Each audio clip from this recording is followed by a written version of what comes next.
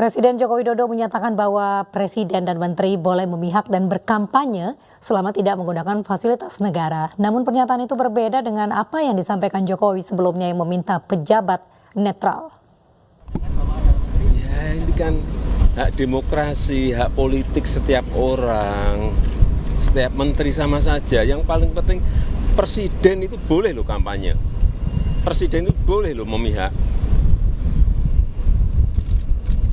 Boleh.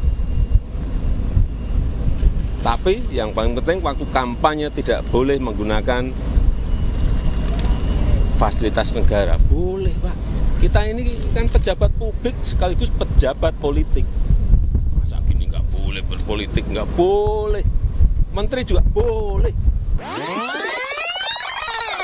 Ini perlu saya sampaikan bahwa pemerintah daerah, pemerintah provinsi, pemerintah kabupaten, pemerintah kota, pemerintah pusat, semua harus netral. ASN semua harus netral, TNI semua harus netral, Polri semua harus netral.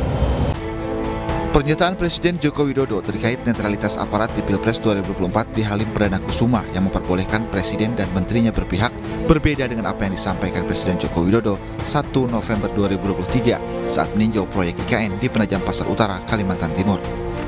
Hal ini pun menuai sorotan dari sejumlah pihak, salah satunya dari pakar hukum tata negara Charles Simabura.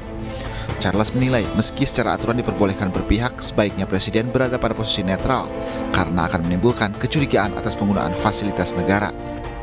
Nah, ini kan akan menimbulkan kecurigaan semua pihak. Pertama, bukan tidak mungkin ketika Presiden memberikan dukungan secara terang-benderang itu ya, instrumen-instrumen lain juga akan semakin masif digunakan, yaitu fasilitas negara, pengarahan aparat dan yang lain-lainnya. Makanya kemudian untuk menghindari dugaan bahwa Presiden tidak netral atau Presiden kemudian akan menggunakan kekuasaannya dalam konteks untuk memenangkan salah satu pasangan calon, menurut saya sebaiknya Presiden tidak ikut ya dalam kontestasi kampanye seperti yang kemudian sudah dipraktikkan beliau kemarin-kemarin. Lebih lanjut, pengamat juga menjelaskan alasan Presiden harus netral di pemilu 2024.